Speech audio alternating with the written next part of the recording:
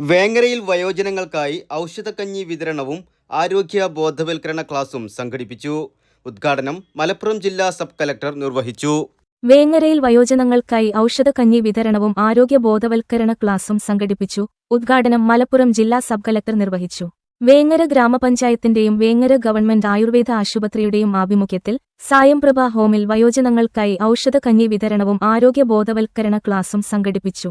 മലപ്പുറം ജില്ലാ sub collector Dileep K Kayanjikkara IAS പരിപാടിയുടെ ഔദ്യോഗിക ഉദ്ഘാടനം നിർവഹിച്ചു.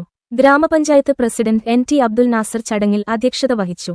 ജില്ലാ സാമൂഹ്യനീതി ഓഫീസർ ഷമീർ മച്ചിങ്ങൽ ചടങ്ങിൽ മുഖ്യാതിഥിയായി പങ്കെടുത്തു. ചടങ്ങിൽ സ്ഥലം മാറ്റി പോകുന്ന പഞ്ചായത്ത് സെക്രട്ടറി ലക്ഷ്മിക്ക് സായംപ്രഭ ഹോമിന്റെ സ്നേഹോപഹാരം സബ് കളക്ടർ സമ്മാനിച്ചു.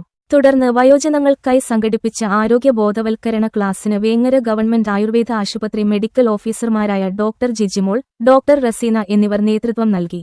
ഗ്രാമപഞ്ചായത്ത് vice president Fathima Jaleel, standing committee ചെയർപേഴ്സൺമാരായ Sabna Ibrahim AK, Sadiq Kodiyattil, VT Moideen, panchayat secretary Suhas Lal തുടങ്ങി പ്രമുഖരും ഭരണസമിതി അംഗങ്ങളും ചടങ്ങിൽ സന്നിഹിതരായിരുന്നു.